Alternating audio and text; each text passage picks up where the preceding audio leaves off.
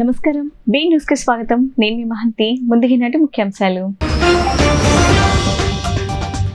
విజయవాడలో ఏర్పాటు చేసిన రామోజీరావు సంస్మరణ సభలో పాల్గొన్న ముఖ్యమంత్రి చంద్రబాబు. రామోజీరావు ఈనాడు పత్రిక ద్వారా సమాజ హితం కోసం పాటుపడ్డారని వెల్లడి. ఏపీ తరపున ఈనాడు గ్రూప్ సంస్థల వ్యవస్థాపకుడు రామోజీరావు సంస్మరణ కార్యక్రమంలో భాగం కావడం ఎంతో ఆనందంగా ఉందని డిప్యూటీ సీఎం పవన్ వెల్లడి. జర్నలిస్టుగా ఏనాడు రాజీ పడని వ్యక్తిత్వం రామోజీదని ప్రశంస.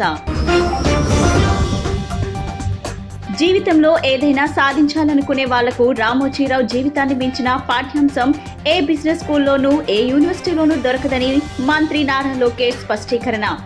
శ్రమయవ జైతే అనే పదానికి పర్యాయ పదం రామోజీరావు అని అభివర్ణన. విజయవాడలో విషాద ఘటన. ప్రేమికురాలు తండ్రిని ప్రేమ పెళ్లికి ఒప్పుకోలేదని హతమార్చిన ప్రేమికుడు. నిందితుడి కోసం గాలింపు చర్యలు చేపట్టిన పోలీసులు. విజయవాడలో ఏర్పాటు చేసిన రామోజీరావు సంస్మరణ సభలో ఏపీ ముఖ్యమంత్రి చంద్రబాబు ప్రసంగించారు. రామోజీరావు ఈనాడు పత్రిక ద్వారా సమాజ హితం కోసం పాటుపడ్డారని తెలిపారు. జిల్లా ఎడిషన్లు తీసుకొచ్చి ఎక్కడికక్కడ ప్రజా సమస్యల పరిష్కారానికి కృషి చేశారని పేర్కొన్నారు.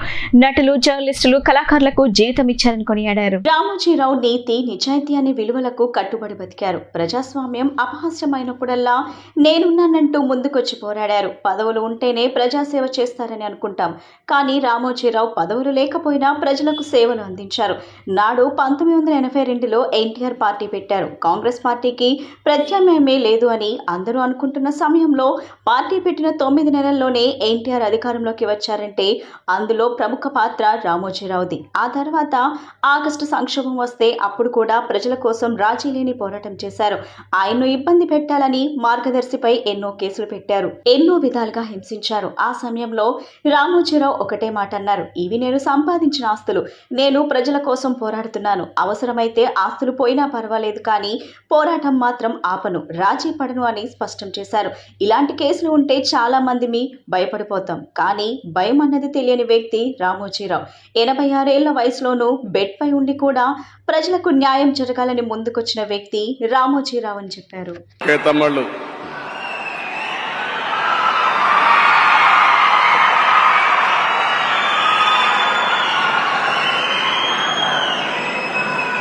గౌరవనీయులు, ఈరోజు అక్షర శిఖరం రామోజీరావు గారి యొక్క సంతాప సభకు ఇచ్చేసినటువంటి ప్రజలందరికీ పేరు పేరున మనస్ఫూర్తిగా నమస్కారాలు, అభినందనలు, శుభాభినందనలు.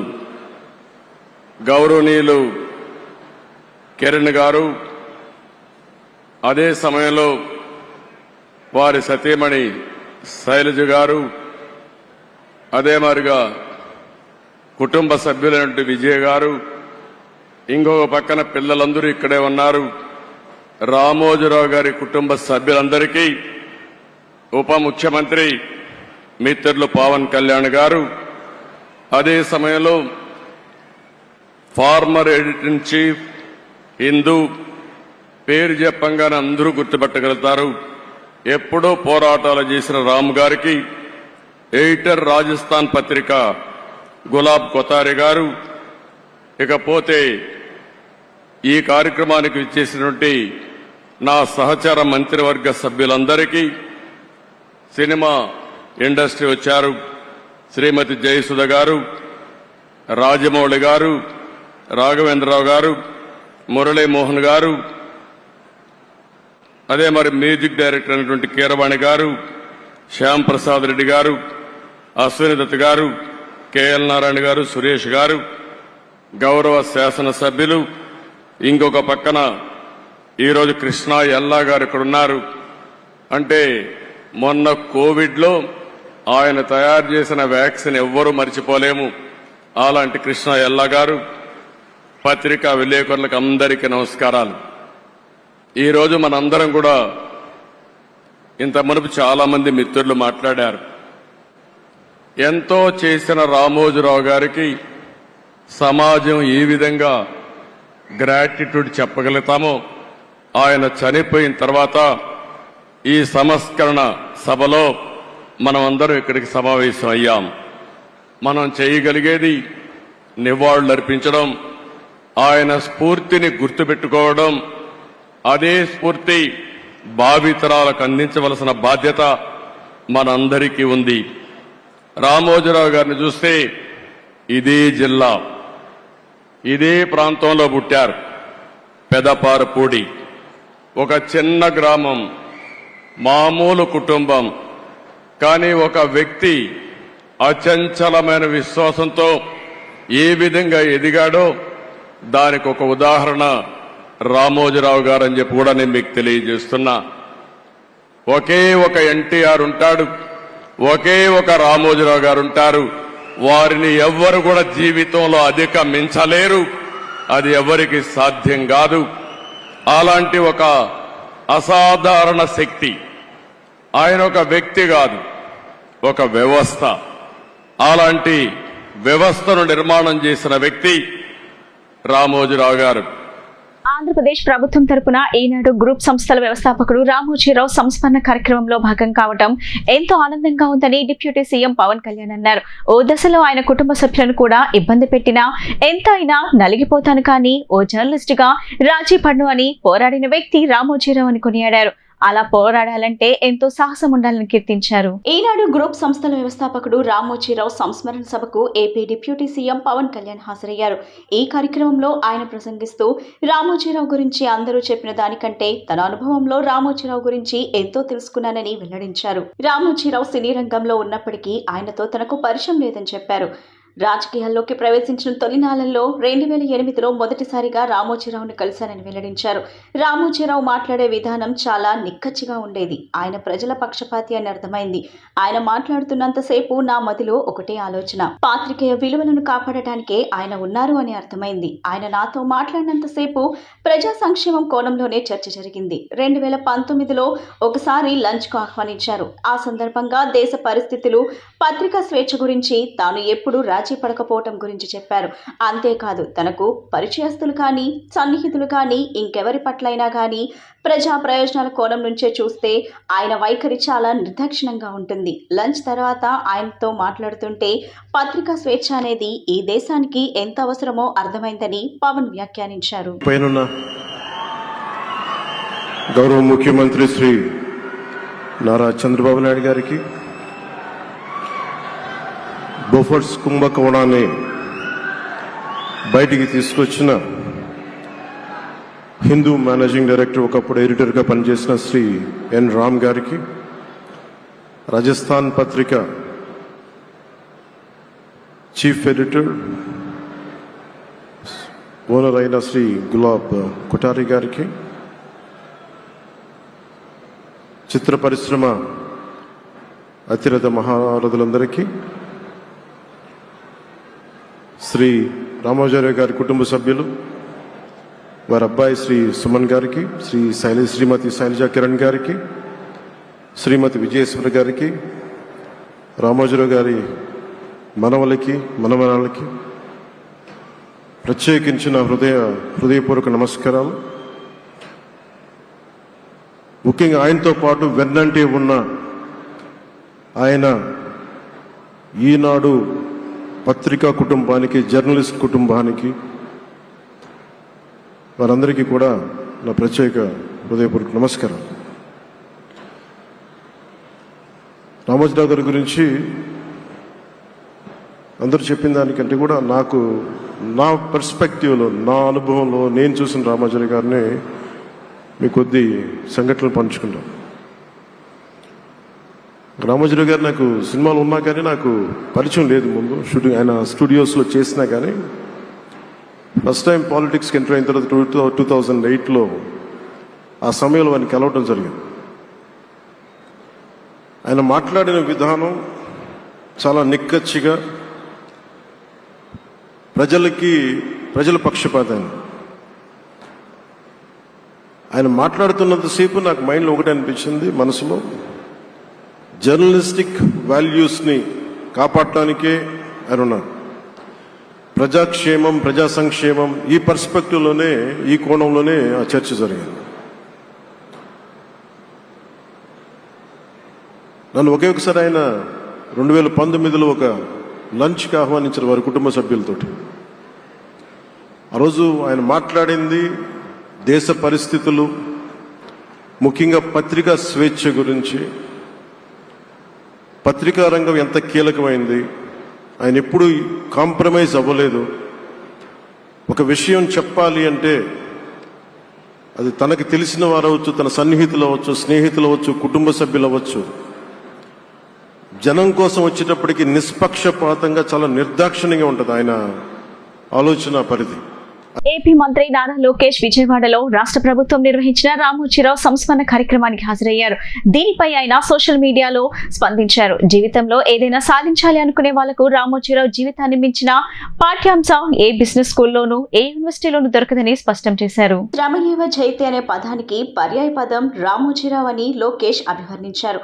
విశ్వసనీయతకు విశ్వరూపం రామోజీరావు. ఎదిగే కొద్దీ ఒదిగి ఉండటం అనే పదానికి మానవ రూపం కల్పిస్తే అది రామోజీరావు అని కొనియాడారు. పరిపూర్ణ మానవుడికి ఉండాల్సిన విశిష్ట లక్షణాలు అనేకం రామోజీ గారిలో ఉన్నాయి. రామోజీరావు గారు భౌతికంగా మన మధ్య లేకపోయినా అక్షరం రూపంలో ఎప్పుడు మన మధ్య ఉంటారంటూ నారా లోకేష్ తన పోస్ట్ లో పేర్కొన్నారు. తమ వివాహానికి నిరాకరించాలనే కారణంతో యువతి తండ్రిని యువకుడు హత్య చేసిన ఘటన కృష్ణలంక పోలీస్ స్టేషన్ పరిధిలో సంచలనం కలిగించింది. ఘటనా స్థలానికి చేరుకొని వివరాలు సేకరించిన కృష్ణలంక పోలీసులు నిందితుడి కోసం గాలింపు చేపట్టి హత్యపై కేసు నమోదు చేశారు. బృందావన్ కాలనీ సింధు భవన్ వీధిలో వంశీ జనరల్ స్టోర్ నిర్వహిస్తున్న కాకిపాటి శ్రీరామచంద్రమూర్తి కుటుంబంతో విద్యాధరపురం చెరువు సెంటర్లో నివాసం ఉంటున్నారు.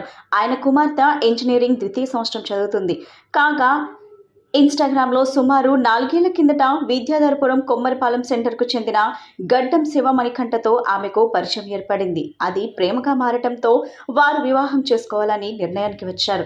ఇదే విషయాన్ని ఆమె కుటుంబ సభ్యులకు తెలియజేయడంతో వారు అందుకు నిరాకరించారు.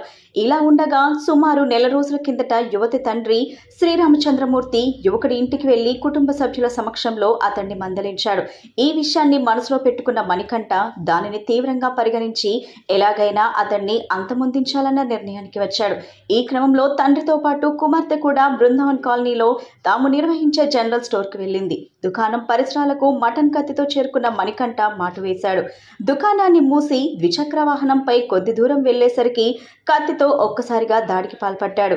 దీంతో శ్రీరామచంద్రమూర్తి ముఖంపై తీవ్ర గాయం కావడంతో మణికంఠ అక్కడి నుంచి పరారయ్యాడు. సమీపంలోని వారు చికిత్స నిమిత్తం అతన్ని ఆసుపత్రికి తరలించగా కొద్దిసేపటికి ఆయన మృతి చెందినట్లు వైద్యులు నిర్ధారించారు. ఘటనా స్థలానికి చేరుకొని వివరాలు సేకరించిన కృష్ణలంక పోలీసులు నిందితుడి కోసం గాలింపు చేపట్టి హత్యపై కేసు నమోదు చేశారు.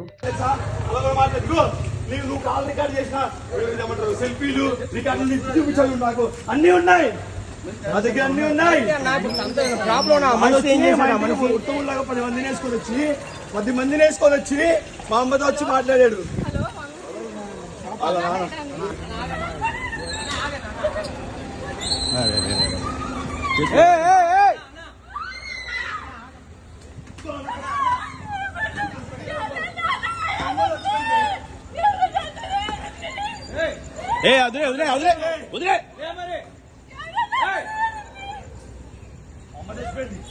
అది నా సుల్లి కూడా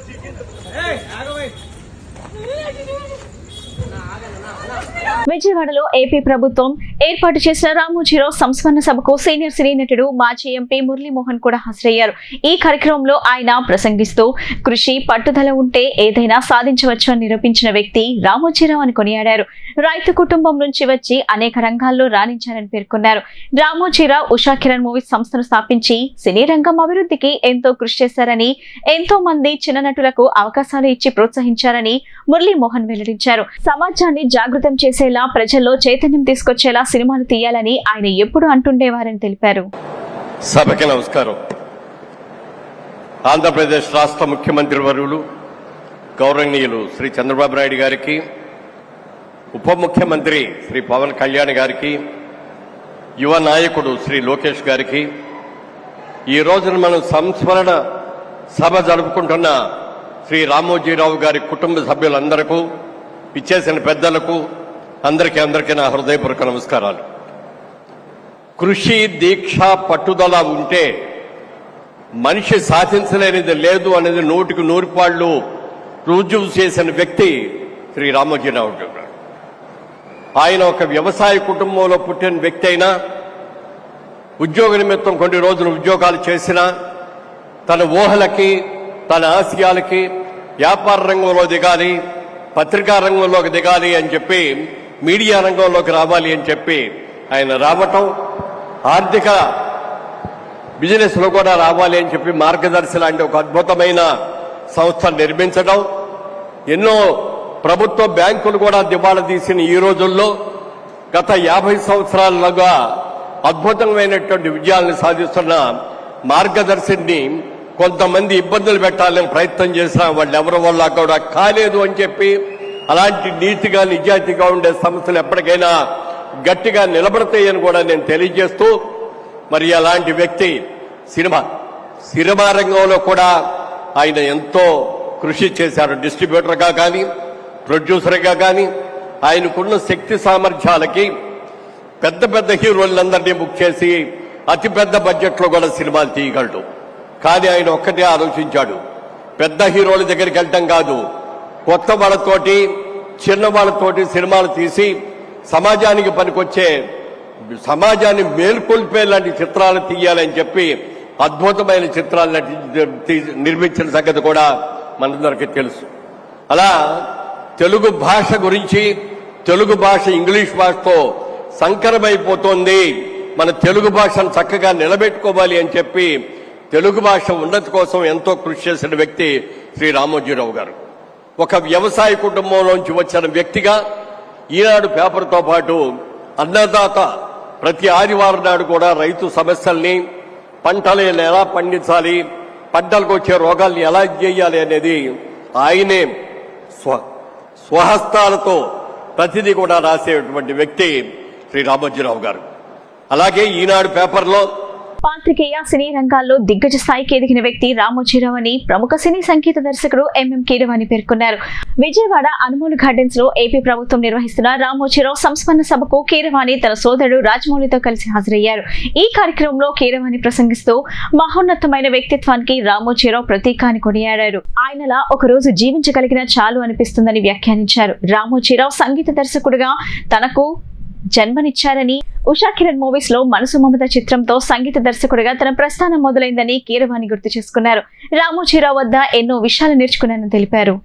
నమస్కారం, సభకు నమస్కారం అండి. ఒక మహోన్నత వ్యక్తి రామోజీరావు గారి సంస్కరణ సభకి నన్ను ఆహ్వానించినటువంటి గౌరవనీయులు చంద్రబాబు నాయుడు గారు, పవన్ కళ్యాణ్ గారికి నా హృదయపూర్వక కృతజ్ఞతలు తెలుపుకుంటున్నాను. నాకు సంగీత దర్శకుడిగా జన్మనిచ్చిన రామోజీరావు గారు, ఆయనతో నేను గడిపిన క్షణాలు చాలా ఎక్కువ ఉన్నాయి. అందుకు నేను చాలా అదృష్టంగా భావిస్తుంటాను. ఆ క్షణాల నుంచి నేను నేర్చుకున్న విలువైన విషయాలు ఎన్నో ఉన్నాయి. వాటిలో మచ్చుకు ఒకటి ఏంటంటే, మద్యపాన వ్యతిరేక ఉద్యమంకి ఆయన వంతు కంట్రిబ్యూషన్గా ఆయన రకరకాల ఆర్టిస్టులతో, ఉద్యమకారులతో, రచయితలతో, సంగీత దర్శకులతో, గాయనీ గాయకులతో ఆయన తెలిసిన వాళ్ళందరినీ పిలిచి పాటలు రికార్డ్ చేసి ఆ ఉద్యమానికి సపోర్ట్ చేశారండి. నన్ను కూడా రమ్మని ఒక పాట రికార్డ్ చేయమన్నారు. నేను అన్నాను, సార్ నేను మెడ్రాస్ వెళ్ళి 4 రకాల ట్యూన్లు నేను మీకు చేసి పంపిస్తానని అన్నాను. ఆయన కోసం చాలామంది బయట వెయిట్ చేస్తూ ఉండగా నాతో అన్న మాటలు ఏంటంటే, వద్దండి, ఒకే ఒక ట్యూన్ చేసి పంపండి, నేను మీకు దీనికి రెమ్యునరేషన్ ఇవ్వట్లేదు, నేను మిమ్మల్ని అభ్యర్థిస్తున్నాను, అభ్యర్థించేవాడికి ఆప్షన్స్ ఉండవు, అలా చేయకూడదు, ధర్మం కాదు అన్నారు. ఆ మొక్క ఆయన నాతో చెప్పడానికి 2 నిమిషాలు వెచ్చించాల్సిన పని లేదు, ఆయనకి ఏమి లాభం లేదు. అంతటి మహోన్నత వ్యక్తి ఆయన. ఎన్నో విషయాలు నేను నేర్చుకున్నాను ఆయన దగ్గర నుంచి. ఆయన మీద బురద చల్లాలని ప్రయత్నిస్తే అది నడినెత్తి ఉన్న సూర్యుడి మీద రాయి విసరడం లాంటిది. బతికితే ఒక్కరోజైనా రామోజీరావు గారిలా బతకాలని నేను ఒక సభలో అన్నాను. ఇప్పుడు అనేది ఏంటంటే, మరణించినా ఆయనలాగే మరణించాలి. ఎందుకంటే కురుక్షేత్ర సంగ్రామంలో భీష్ముడు తన మరణాన్ని, తన మృత్యుని ఆపి ఉత్తరాయణం వచ్చే వరకు కూడా దాన్ని నిగ్రహించి ఆపారు. ఆయనే ఆపారు ఆయన. అదేవిధంగా తను ఎంతో ప్రేమించే ఆంధ్రప్రదేశ్ కబంధ హస్తాల్లోంచి బయటపడడం ఆయన కళ్ళారా చూసి అప్పుడు నిష్క్రమించారు. అంచేత మరణించినా ఆయనలాగే మరణించాలి. ఆయన ఫోటో మా పూజ గదిలో ఉంటుందండి. ఎందుకంటే ఆయన దేవుణ్ణి నమ్మరు. దేవుణ్ణి నమ్మని రామోజీరావు గారి ఫోటో దేవుడు ఉండాల్సిన చోట మా ఇంట్లో ఉంటుంది. ఎంతోమంది జీవితాల్లో వెలుగులు నింపిన ఆయన స్ఫూర్తి నా గుండెలో చిరకాలం ఉంటుంది బ్రతికినంత వరకు. ధన్యవాదాలు. నవ్యాంధ్ర రాజధానికి పత్రికా రంగ దిగ్గజం రామోజీరావు అమరావతి పేరును సూచించారని ఆయన కుమారుడు కిరణ్ తెలిపారు. అమరావతి నిర్మాణం కోసం తాము 10 కోట్ల విరాళం అందిస్తున్నామని ప్రకటించారు. అమరావతి దేశంలోనే గొప్ప నగరంగా వర్ధిల్లాలని కిరణ్ ఆకాంక్షించారు. పత్రికా రంగ దిగ్గజం రామోజీరావు సంస్మరణ కార్యక్రమంలో ఆయన కుమారుడు కిరణ్ కూడా పాల్గొన్నారు. విజయవాడలోని అనుమూలు గార్డెన్స్ లో ఏపీ ప్రభుత్వం ఏర్పాటు చేసిన ఈ కార్యక్రమంలో ఆయన ప్రసంగించారు. నాన్నగారి సంస్మరణ సభ నిర్వహించిన ఏపీ ప్రభుత్వానికి కృతజ్ఞతలు తెలుపుకుంటున్నామని అన్నారు. తన తండ్రి రామోజీరావు ప్రజాస్వామ్య విలువల పరిరక్షణ కోసం ఎప్పుడూ పరితపించేవారని తెలిపారు. ప్రజలకు ఎలాంటి ఇబ్బంది వచ్చినా అండగా నిలబడేవారని, ఎక్కడ విపత్తులు వచ్చినా ఆదుకునేందుకు సిద్ధంగా ఉండేవారని పేర్కొన్నారు. నాన్నగారి స్ఫూర్తితో ప్రజా సంక్షేమం కోసం కట్టుబడి ఉంటారని మాటిస్తున్నామని కిరణ్ స్పష్టం చేశారు. నాడు ఆయన నవ్యాంధ్ర రాజధానికి అమరావతి పేరు సూచించారని, తాజాగా అమరావతి నిర్మాణం కోసం తాము 10 కోట్ల విరాళం అందిస్తున్నామని సభాముఖంగా ప్రకటించారు. అమరావతి దేశంలోనే గొప్ప నగరంగా వర్ధిల్లాలని కిరణ్ ఆకాంక్షించారు. నమస్కారం.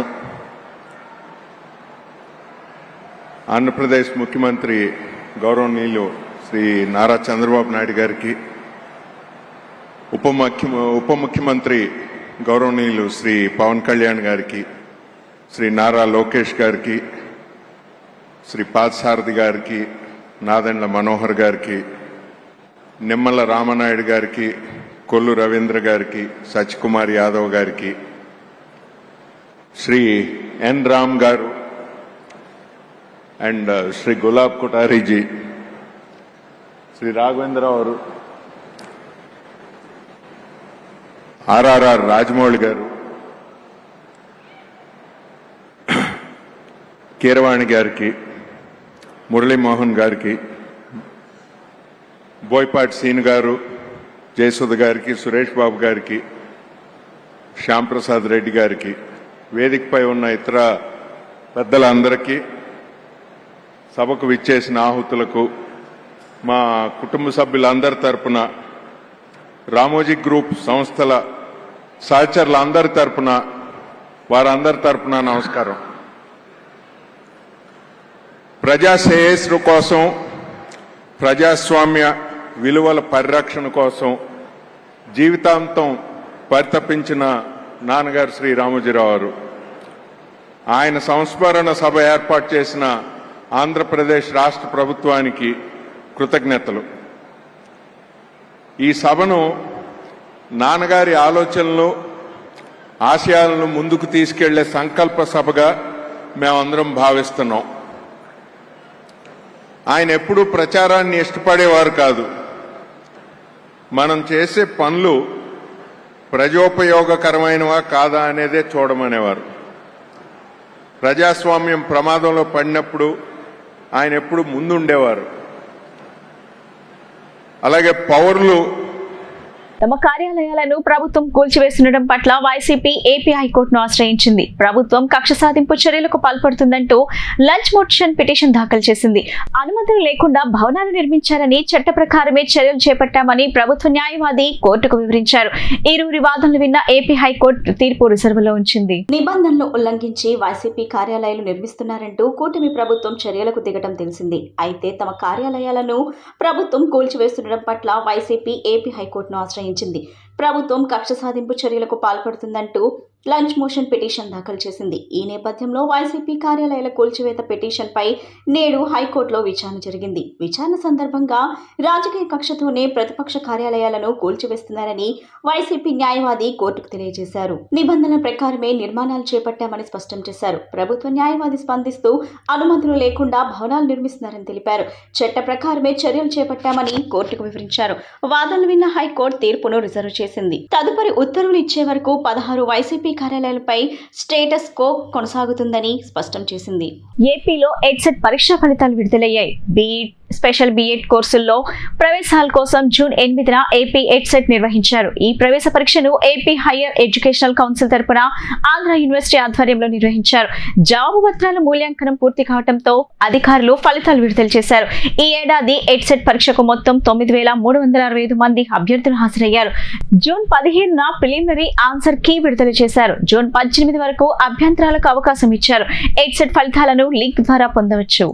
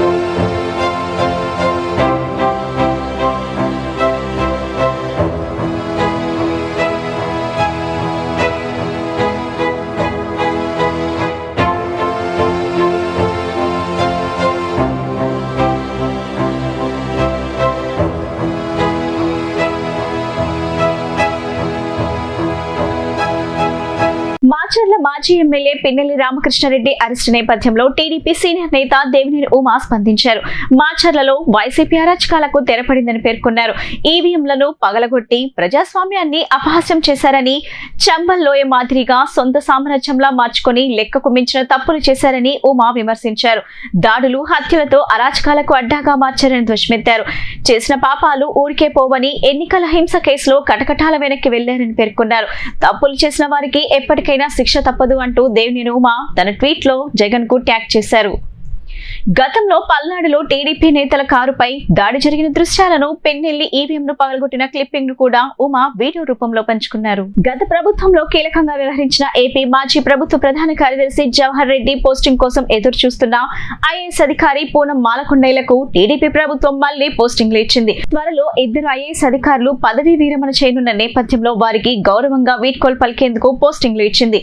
జవహర్ రెడ్డిని సంక్షేమ శాఖ ప్రత్యేక ప్రధాన కార్యదర్శిగా నియమించింది. ప్రస్తుతం ఈ పోస్టులో ఉన్న అనంతరామును అదనపు బాధ్యతల నుంచి రిలీవ్ చేయాలని ప్రభుత్వ ప్రధాన కార్యదర్శి నీరబ్ కుమార్ ప్రసాద్ ఉత్తర్వులు జారీ చేశారు.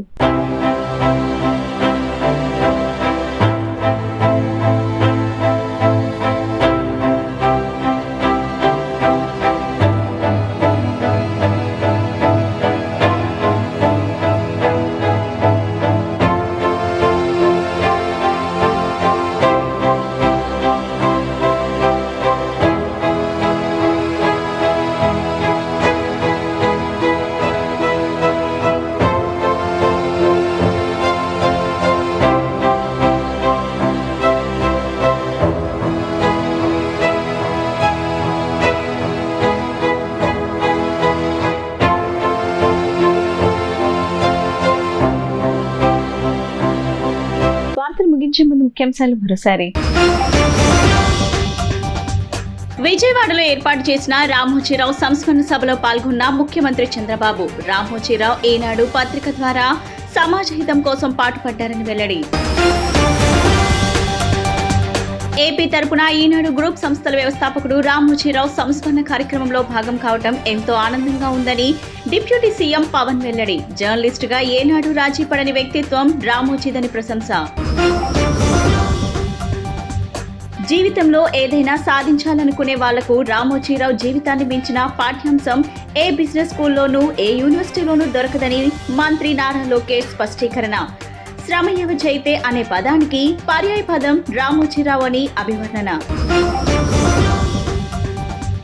విజయవాడలో విషాద ఘటన. ప్రేమికురాలు తండ్రిని ప్రేమ పెళ్లికి ఒప్పుకోలేదని హతమార్చిన ప్రేమికుడు. నిందితుడి కోసం గాలింపు చర్యలు చేపట్టిన పోలీసులు. ఈ బులెటిన్ ఇంతటితో సమాప్తం. తిరిగి మరో బులెటిన్ కలుద్దాం. నమస్కారం.